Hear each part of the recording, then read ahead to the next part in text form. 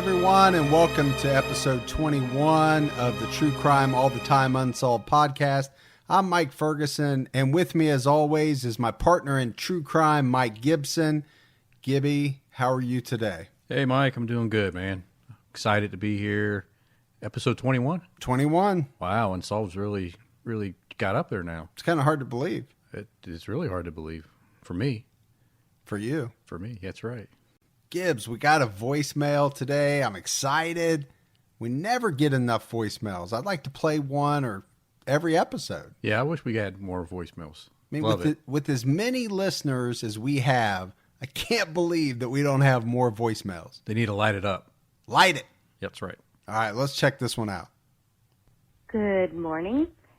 Love your podcast. Listen to it every single night, over and over, different cases.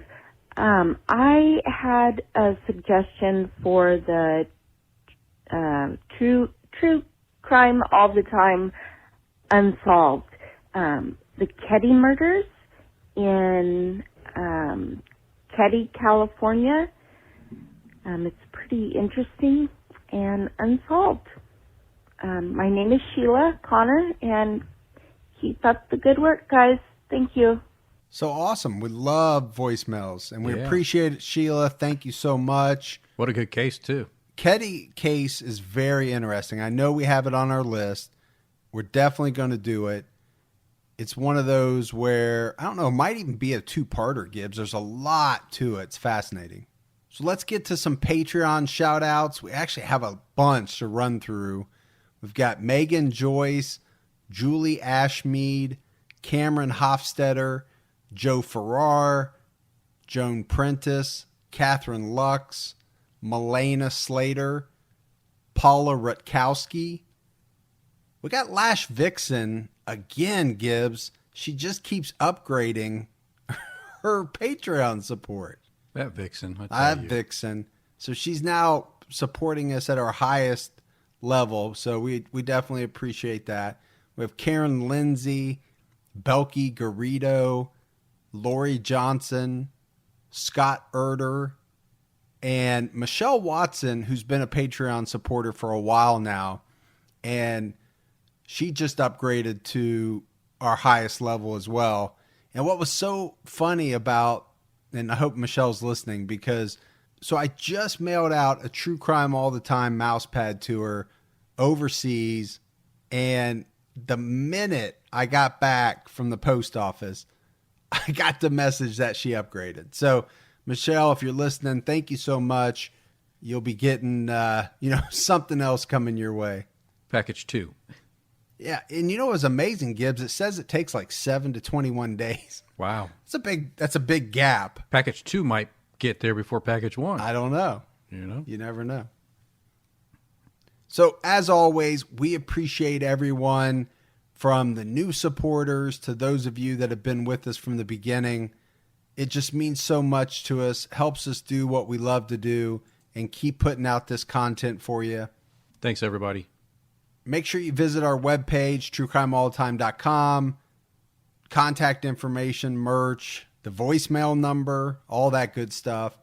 If you want to support us, you can do that at patreon.com/truecrimeallthetime. Now, most of you probably listen to our other podcast, True Crime All the Time. If you don't and haven't checked it out, make sure you do.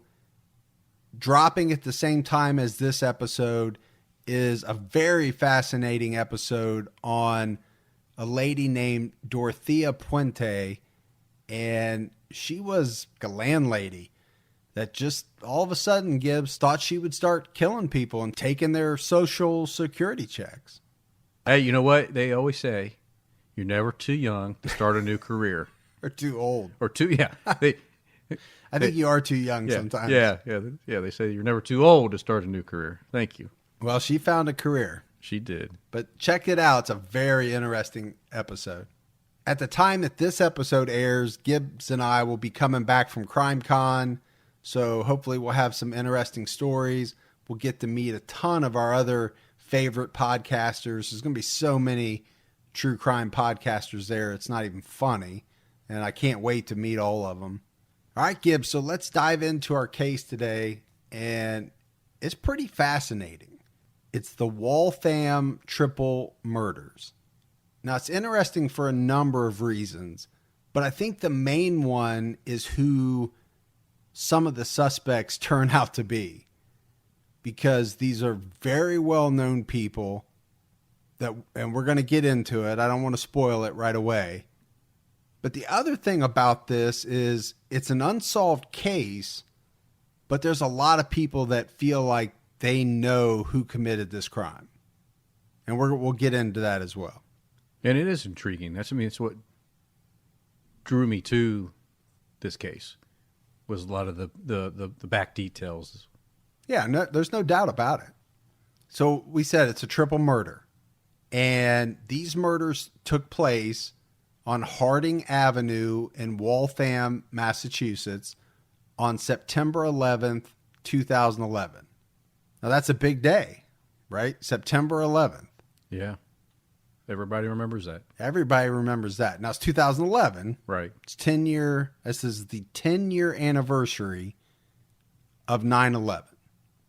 The bodies would be discovered on September 12th, the next day. So Gibbs, let's talk a little bit about Waltham, just to give the listeners that are not from the Boston area a little idea of what we're talking about. It is the part of the greater Boston area, 20 minutes max, probably, right, from downtown. Yeah, I'd say so. There's a lot of public transportation in Boston, so pretty easy to get around. My mom grew up in South Boston. Did she? Yeah, she's a Southie. Southie, huh? Yeah. Are you like Goodwill Hunting? I am good Will hunting. How you like them apples? That's right. All right, Gibbs. So, like we always do, we want to focus a little bit on the victims. And there are three of them. The first one is a man named Brendan Mess. And Brendan was 25 years old. He lived in Waltham at the time. I think he originally was from Cambridge, which not very far either. Born in 1986. You know, he had a mom and a dad. He had a brother. He had a family that loved him. And when you read some stuff about Brendan, a lot of what you see is that he was like a real gregarious type guy. You know, he was funny, outgoing, and it was also said that he was very intelligent. And he actually got his bachelor's degree from Champlain College in 2008.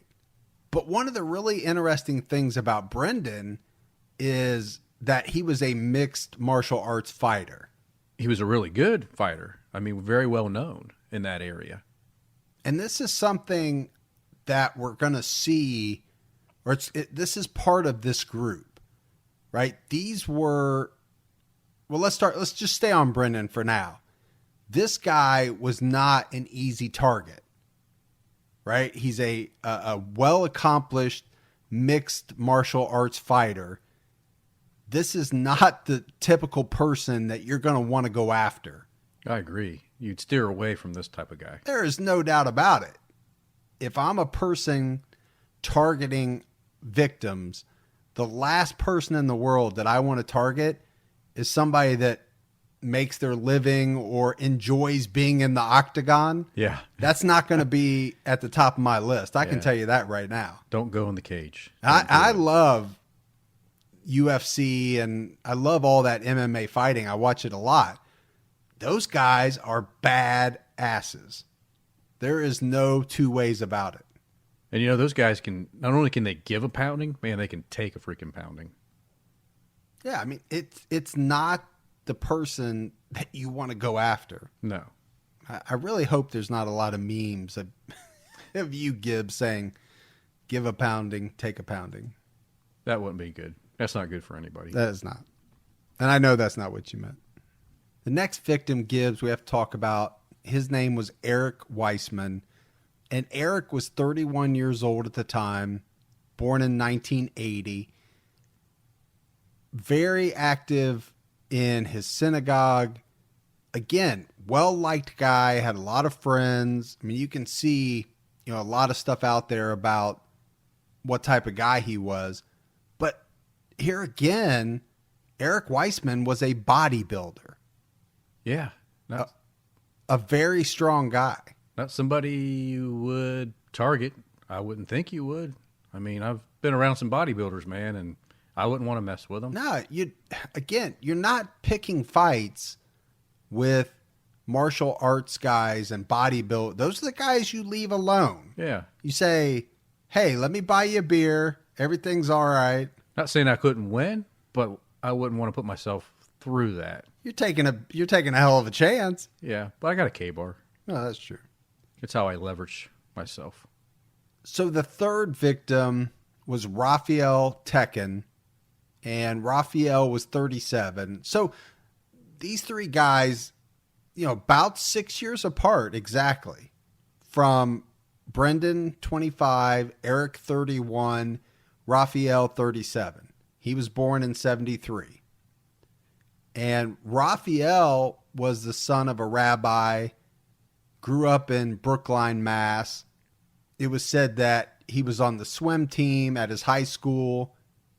And then he went on to Brandeis University, majored in history, and graduated from there in 1998.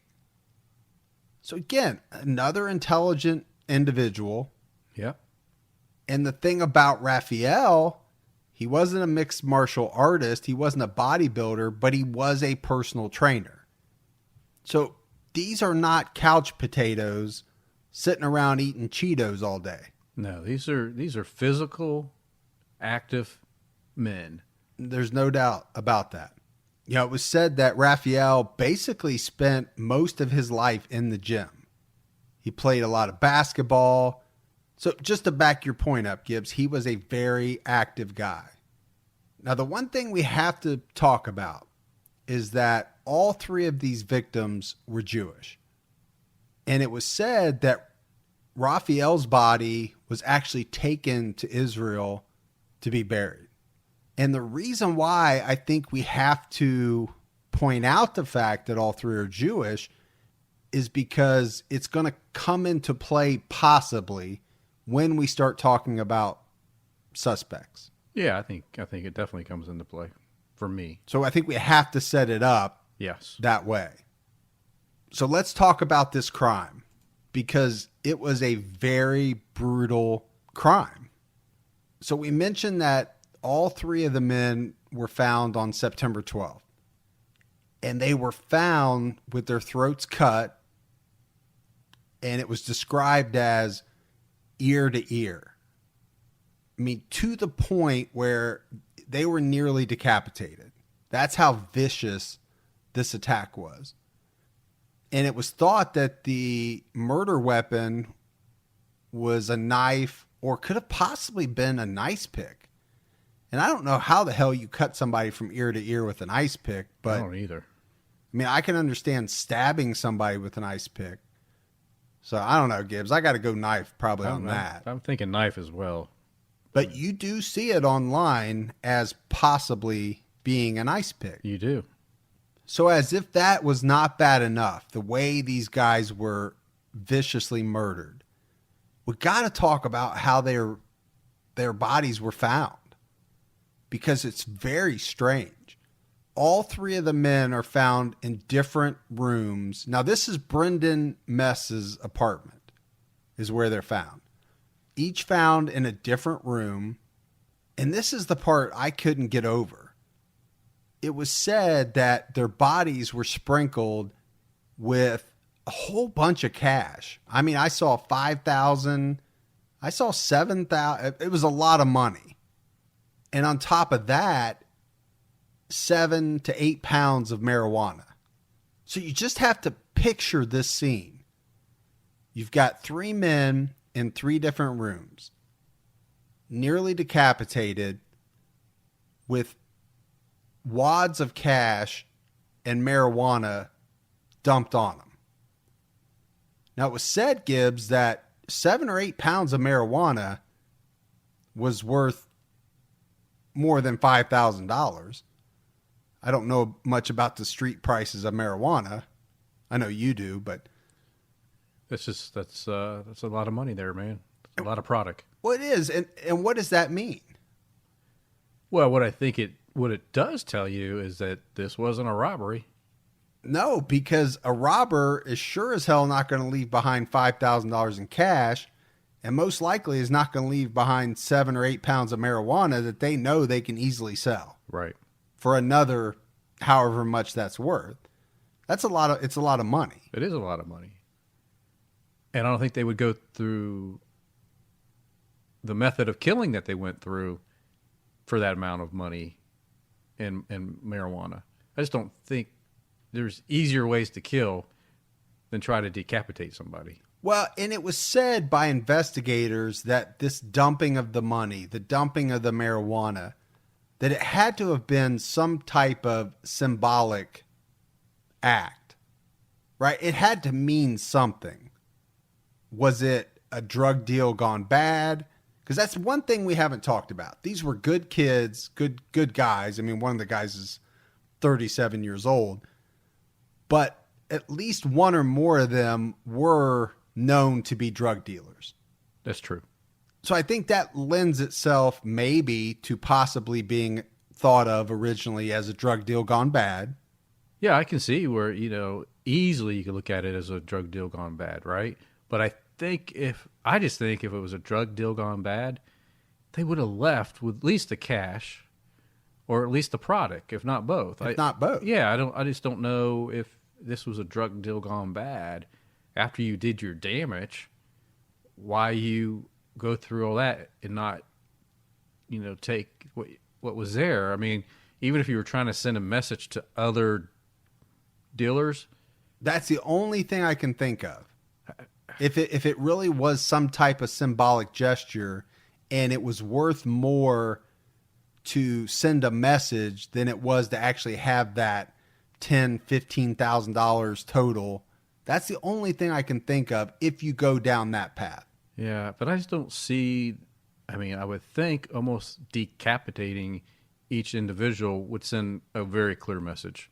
That is true. So that on its own. But, really in the distribution game, I guess 5,000 and 7 pounds of marijuana to a cartel or to any type of organized crime probably isn't a lot of money to them that they can go ahead and leave that there and try to make it more of a symbolic warning.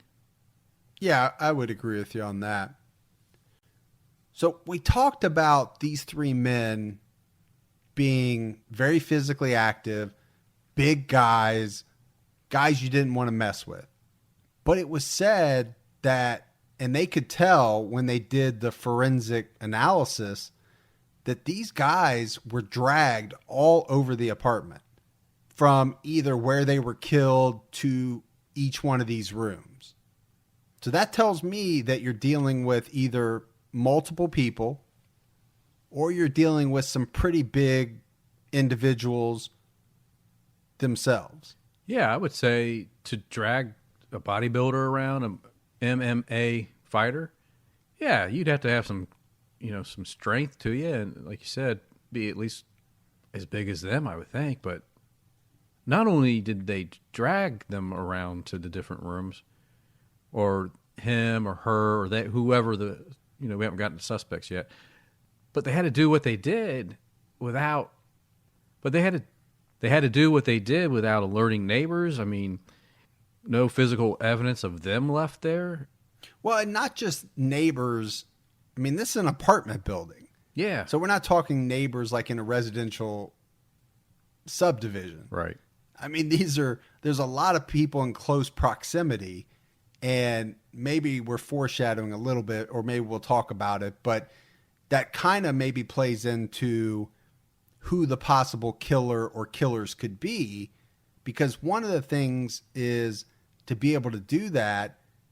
Did they know these people?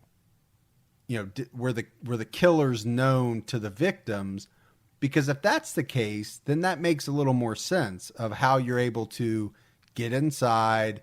You're maybe hanging out with these people and you take them by surprise and end up slashing their throats. Yeah, I just don't know how you take all of them by surprise. Depends on how many people you got with you. That's true. All right, Gibbs. So we have to talk a little bit about how the three were found. We know it was September 12th. And to set it up, we have to go back a little bit. And there's a story about Brendan Mess and his girlfriend that, prior to this incident, they had gotten into what was described as a pretty violent fight. It was said that she was throwing knives and beer bottles at him in the apartment. And after this fight, she actually traveled to another state. And it was on September 12th that she returned to the apartment in Waltham. And when she entered, she made this discovery. Which had to have been just horrific. Yeah, I couldn't imagine, man, walking into something like that. I've had people mad at me before, women, and it's hard to believe. That is not hard to believe. But I've never had them want to throw knives at me. Wait a minute. Are you saying they haven't wanted to throw knives at you, or are you saying they haven't thrown knives at you? I'm saying they... Because that's a big difference. Yeah, that's what I'm saying. They haven't. I'm just saying... But you don't know that maybe they did want to. I don't know. All right. How could they? Look at this face. Would you want to throw a knife at it? I do right now. No, I'm just kidding. So let's jump into talking about the investigation a little bit and some of the facts that would come out from investigators. So they learned that the three individuals, they were at Mess's apartment that night to watch a football game. New York Jets, Dallas Cowboys. And one of the key points of evidence that they used to kind of put this timeline together was the cell phone records of the three men. They knew that all three were texting about the game as it was going on. And they know that at 8:54 p.m., a food order was placed to a restaurant called Jerry's Italian Kitchen. And it was for 3 dinners to be delivered to Mess's apartment. They know that. They do, yep. And this came from Eric Weissman's cell phone. The delivery person got to the apartment about 9:15. There was no answer at the door. Nobody answered the phone when the restaurant called. And this is how they're putting the time of the murder somewhere around 9 o'clock. That's a pretty tight window, though. So if he makes the call at 8:54 and the delivery driver shows up at 9:14, well, that's not true because we don't know if the killers were still inside. They could have still been there. They could have, sure. I was thinking that was like a 20-minute window for the kill to happen, but that's not true. Yeah. We just know no one answered the door. Right. And we know that presumably Weissman was alive at 8:54 to place this order. So that's where they're ballparking it at around 9 p.m. Right. The other thing that investigators knew, and we kind of hinted about this, Gibbs, that one or more of these individuals were known to have been involved in drugs. And one of the things they knew was that in 2008, Weissman was charged with possession of marijuana and intent to distribute, which means he had enough product on him. Right, to get that charge. I don't know how it works in Massachusetts specifically, but normally to get intent to distribute, you have to have at least X amount of ounces. Yeah, I defer to your marijuana knowledge on that. But now we talked about the possibility that this was maybe either a drug deal gone bad or somebody trying to, stop them from dealing drugs or something like that. But there was most people, I don't believe, think that's the case, Gibbs, because, as part of this 2008 arrest and all of that, one thing that Weissman did not do, he didn't cut a plea deal and he didn't roll over on anybody else. So it doesn't mean it didn't happen, but it definitely means it wasn't it wouldn't have been because of this charge that he got. And I think the other thing that led the police to thinking that, probably all three were into drugs or dealt drugs or something like that is all the interviews they did with neighbors. When they interviewed the neighbors of all three men, they got a lot of information from neighbors about the fact that there was just a steady stream of people coming in and out of each man's place. In 2010, Brendan Mess, he was arrested on assault charges. I think one of the most telling things, Gibbs, is that the police come out very early on during the investigation and they make a statement saying that they believe that both the assailants and the three murder victims knew each other and that these murders were not random. So it kind of goes back to what we were talking about, possible theory. Yeah, I mean, I think you said it early on that these guys had to be comfortable around whoever did this because it wasn't like they let somebody in the door with a machete that came in and just sliced them, right? I mean, this is somebody that took them by surprise after they were already in the apartment. I would agree. And to back that up, police didn't find any evidence of a break-in. So I think that even furthers the theory that the perpetrators were let in, most likely because they were known to the victims. Now, the investigators also had some witness information because there were witnesses that saw two men at the apartment before the murders. Not the three victims, two other unidentified men. And this witness would go on to say, and further kind of this theory that it appeared that all of these people knew each other. Yeah, so were they over there to catch the game together? Were they over there to pick up a couple ounces? Right, we don't know. We don't know. But most likely they were known. These are not strangers, random people knocking on the door, and these three guys are saying, yeah, come on in. Yeah, and there was even some neighbors nearby that had their windows open that whole night, and they didn't even hear anything. I think you would hear, like, fighting or some screams or yelling, something. So, again, it baffles me on how this was done. Yeah, so if you have an MMA fighter, a bodybuilder, and a personal trainer trying to fight off one, two, or more attackers in an apartment building, I have a feeling, Gibbs, that's going to be a pretty loud affair. Yeah, I think people would hear it, neighbors above, below, next door, whatever, however the setup is, right? You think somebody would hear something. It's going to be crashing. There's going to be people thrown into walls. So, I go back to the fact that I just don't feel like it went down that way. I feel like it had to have been some type of ambush situation because the three victims felt comfortable enough with whoever was in their house. All right, Gibbs, we've talked about the victims. We've talked about the crime. We've talked about some of the evidence that came out during the investigation. Now we have to talk about three men. We're going to talk about a man named Ibrahim Todashev. We're going to talk about a man named Tamerlan Tsarnaev. And we're going to talk about his brother, Dzhokhar Tsarnaev.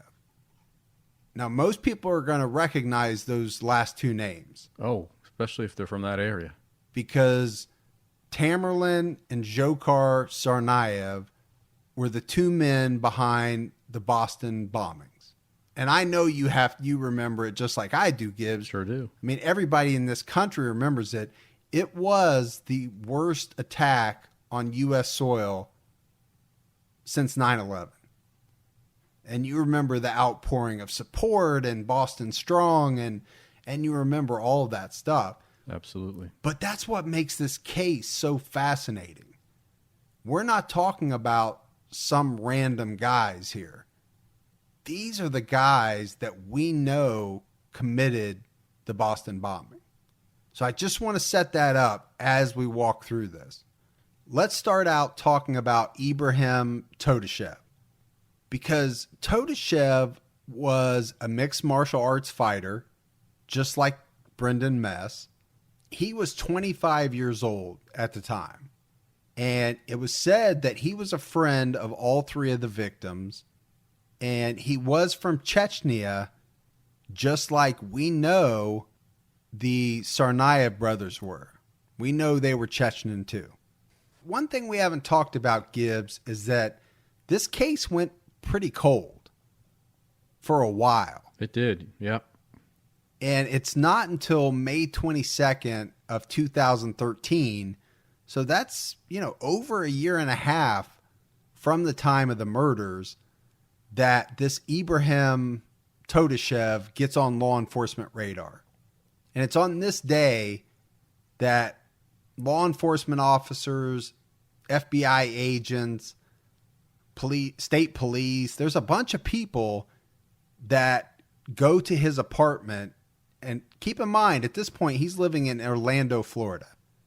And they travel to his apartment to interview him about the Waltham triple murders.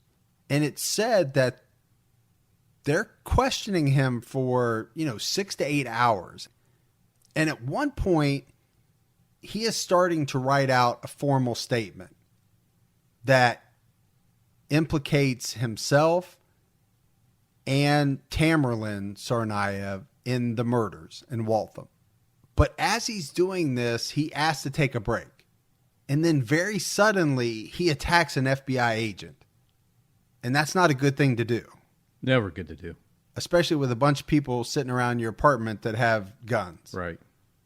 And this guy ends up getting shot and killed by officers. Tonight, a deadly connection. A man with ties to one of the Boston Marathon bombing suspects is shot and killed by the FBI. And it happened as he was being questioned in Florida for a triple murder that happened here in Waltham. 27-year-old Ibrahim Todashev, also from Chechnya, CBS sources say had just implicated himself and Tamerlan Tsarnaev in an unsolved grisly triple murder here in Waltham. Investigators, they say, then pushed for a full confession, and shortly after that, he was dead. Brandon Mess, Eric Wiseman, and Raphael Tekin were murdered September 11, 2011. Their throats slashed with marijuana and cash sprinkled on their bodies. CBS has learned the FBI, 2 masked state troopers, and a joint terrorism task force agent went to Ibrahim Todashev's Orlando apartment with strong evidence to suggest that he, along with Tamerlan and Johar Tsarnaev, were involved in the Waltham killings. Todashev lived in Boston at the time, trained with Tamerlan at a local gym. There's no proof he knew anything about the bombings, but his friend said he'd been on the FBI's radar ever since. Sources told CBS during questioning, Todashev became angered and showed a knife. They say the FBI agent from Boston shot and killed him. So you hear in that clip, Gib, that they say that he has a knife. And you do see reports of that out there. You will also see some reports that believe that he was unarmed when he was killed. But either way, it doesn't really matter if you have a knife or you're unarmed. If he really did attack an FBI agent, and they had every right to defend themselves. Yeah, especially with a MMA individual coming after you, right? Those guys can be deadly. Yeah, so we have to talk about the agent. He did have minor injuries. He required some stitches. The FBI did a post-shooting review, which they're always going to do when something like this happens. And they cleared all of the law enforcement people involved. Now, we have to talk about this confession because, and you hear it on the tape, right? So it said that Todashev confessed to the crime. The problem is he didn't get to finish out the written part of it. He was just a little bit of the ways into writing this out.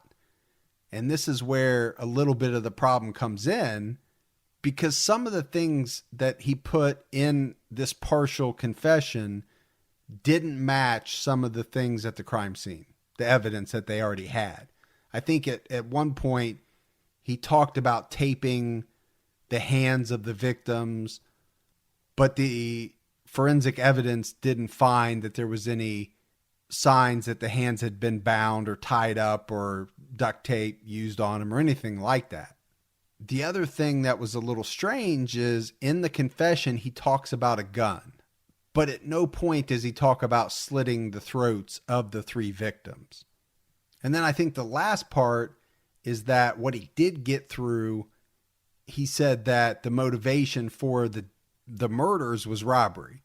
But like you and I talked in the beginning, if that's what you're there for and you're taking lives, you're not going to leave $5,000 or a whole bunch of weed that you can sell. I wouldn't think so, unless there was $1 million there and you left 5 back to throw people off. But I'm having a hard time figuring out how somebody would have so much money that would even be considered a possibility.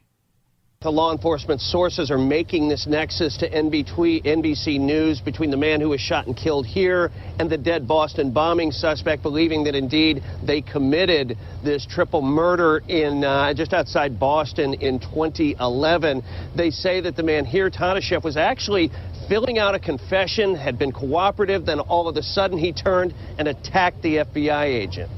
Last night, the FBI confirms they were questioning Tadashev in connection with the Boston Marathon bombings when he attacked an agent who shot and killed him. While living in Boston, his friends confirmed Tadashev met bombing suspect Tamerlan Tsarnaev through MMA fighting, but did not share his ideology. They say the FBI had been following Tadashev here, and he was scared. He felt like there's going to be set up. He felt like there's going to be bad setup against him, you know what I mean? Because he told me like they're making up such a crazy stuff. I don't know why they're doing it. He just told me take the numbers, right? In case something happens, if I get locked up or whatever. So a couple of clips there that I just thought were interesting. You know, the first one was kind of some repeat information of the one that we played earlier on. But what it does is it leads us into Todashev's relationship with Tamerlan Tsarnaev.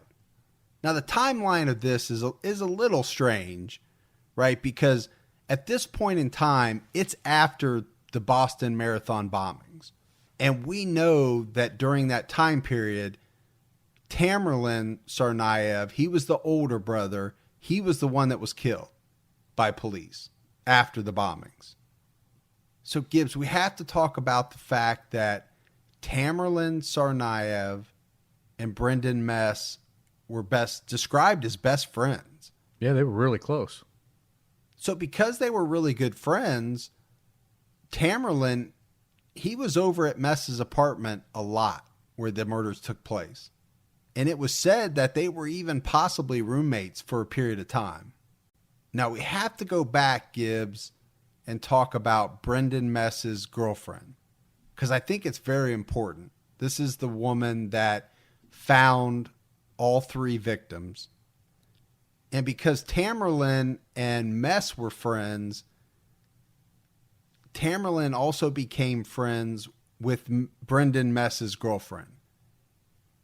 And she came from the Sudan.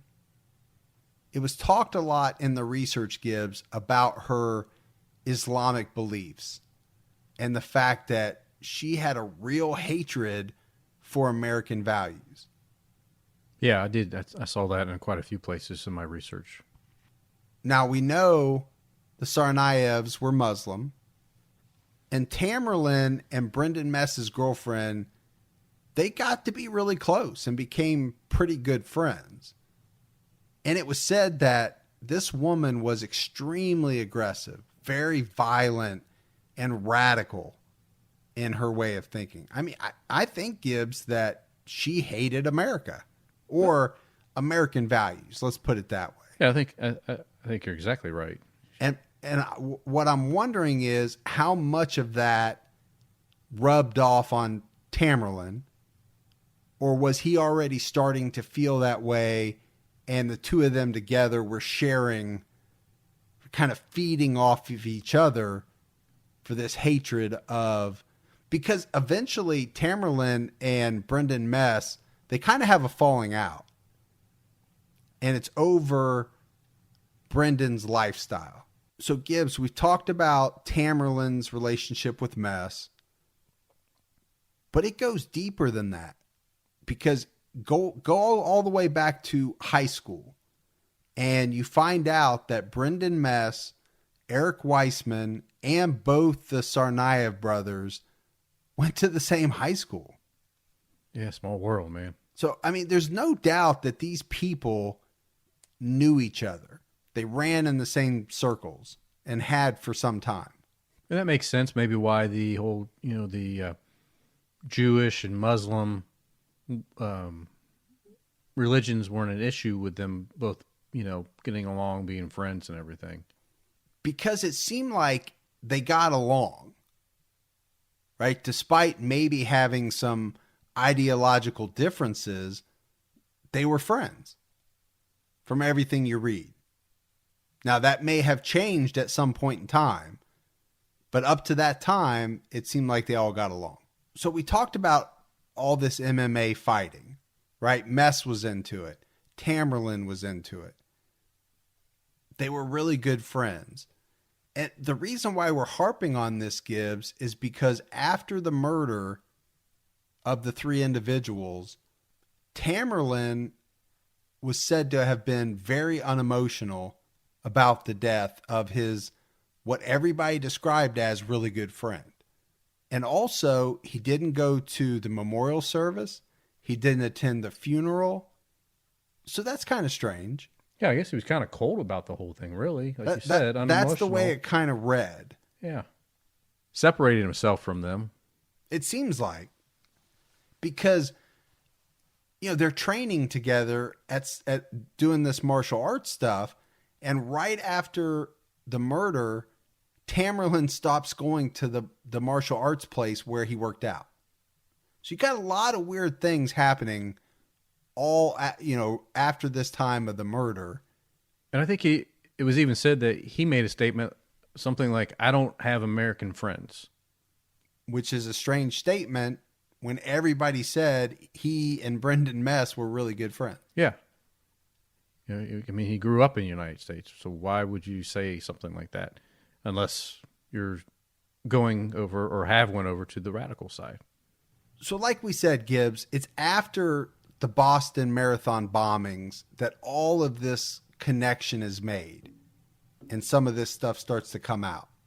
Because the murder case in Waltham is being re-examined, and this is where they're starting to look at both the Tsarnaev brothers, Tamerlane and Dzhokhar, and, as we talked about, Ibrahim Todashev, as all three possible suspects in these murders.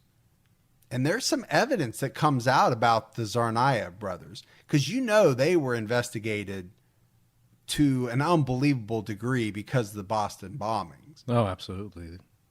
So ABC would come out in April of 2013 and say that there was forensic evidence that connected both the Tsarnaev brothers to the scene of the killings. And the other big thing they had, Gibbs, is they had their cell phone records, which put them in the area. Just two pretty good pieces of evidence. Yeah, it's pretty compelling. Now, the problem is that, like we know, Tamerlane was killed, and Dzhokhar, at this point in time, is already in custody awaiting trial. And as we know, he's later going to be convicted for his role in the Boston bombing. Till now, on the day he was to be sentenced to die, this apology. I am sorry for the lives that I have taken, for the suffering that I've caused you, for the damage that I've done. And from him, this stunning confession. If there's any lingering doubt, I did do it, along with my brother. And affirming his Muslim faith, he added, I prayed for Allah to bestow his mercy upon the deceased, those affected in the bombing and their families. I pray for your relief, for your healing. Now, that was Dzhokhar. Now, he's not confessing to the Waltham murders. That was him at his Boston bombing trial. So, Gibbs, just a couple more things about Dzhokhar and Tamerlan. Now, we know Dzhokhar was sentenced to death for his role in the Boston bombing. But we also know that he put most of the blame on his brother, Tamerlan. And there were a lot of people that came out and said that Tamerlan was the leader and that Dzhokhar was the follower. All right, Gibbs, we know Todashev is dead. We know Tamerlan Tsarnaev is dead. And we know that Dzhokhar is convicted of the Boston bombings. Now, it was said that they had all of this evidence that put the three of them as pretty good suspects for these murders. But they did not want to move forward in any way against Dzhokhar because they didn't want to take a chance of it messing up the Boston bombing case in any way. There was a lot of stuff out there about that. And I can get that, right? Why would you want to put anything into jeopardy? Because if you get the conviction on the bombing, it does the same thing that would happen by going after the other case. I mean, at the end, if your strongest case is the bombing, you're going to get the better outcome. Well, and also by opening up this Waltham case, it was said that it could have given the defense of Dzhokhar some ammunition that they didn't want them to have. So I just wanted to throw that out there because people are probably wondering, if you have all this information, if they had all this evidence, why did they not move forward? Why is this technically still an unsolved case? And I think that's one of the biggest reasons. I don't know if they could have made the case or not, but I know it was said that they didn't even want to try because they didn't want to jeopardize the big case, which was the Boston bombing. Yeah, and I think any prosecutor listening to this would agree that it was best to take the avenue of the bombing case to get the conviction if they thought if he had any involvement into the murders, triple murders, that their best avenue again was to go after the bombing evidence. So because of that, this is still an unsolved case. And technically, it remains open. Yeah. And I think that's, when we first talked about the case in the opening, we said it's a unique one. It's interesting, right? Because there's a lot of people that feel they have the suspects. They have the people guilty for it. They know who did it. But we can't say for sure that's true, right? Well, and also, the Massachusetts Attorney General has come out and said that they believe there may be other suspects. Now, I don't know if that is in addition to Todashev and some, combination of Tamerlan and Dzhokhar, or they're saying that these suspects are better than them. That part I don't know. Right. And I don't think we're ever going to know. But I think when she came out and said that there are other suspects, that was very surprising to a lot of people. And I would imagine, Gibbs, it was especially surprising to the families of the victims. Because I think they probably, at some point, were kind of resigned to the fact that most likely it was Todashev and the Tsarnaevs, or one of the Tsarnaevs, or some combination. Yeah, I think that they've thought the case was over. Right? I think they really believed that they knew who did it and that it was resolved. And I think that's just what people want, right? They want closure. And in this case, if it really was, Todashev and the Tsarnaevs, it's going to be hard to get closure. I agree. I think if others were involved, they should consider themselves extremely lucky, because I think that it will probably never be known that they were involved. So hopefully they make good with the rest of their lives for the bad stuff they did. Said stuff. Yeah. All right, Gibbs. So that's the case of the Waltham triple murders. You know, horrible what happened to those 3 victims. Absolutely.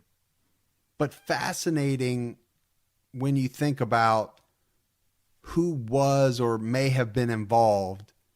All indications, I think, point to some of these people being involved that just happen to have been the perpetrators behind this heinous Boston bombing. Yeah. Yeah. And I know that's what drew you to this case because you picked this one. Yep. And again, I thought it was very interesting as well. Yeah. Just really intriguing to me. All right. So for Mike and Gibbs, stay safe and keep your own time ticking.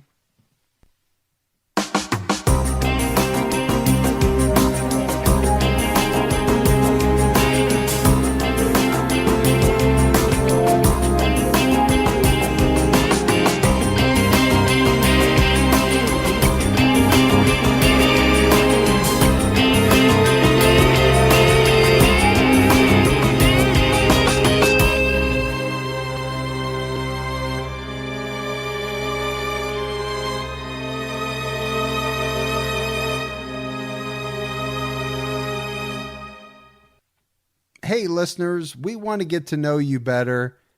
True Crime All the Time Unsolved is competing with other shows to get the most responses to a quick survey. It only takes a few minutes of your time, and you can do it straight from your smartphone. So help us out, support the show by going to Wondery.com/survey. That's Wondery, WONDERY.com/survey. Thank you.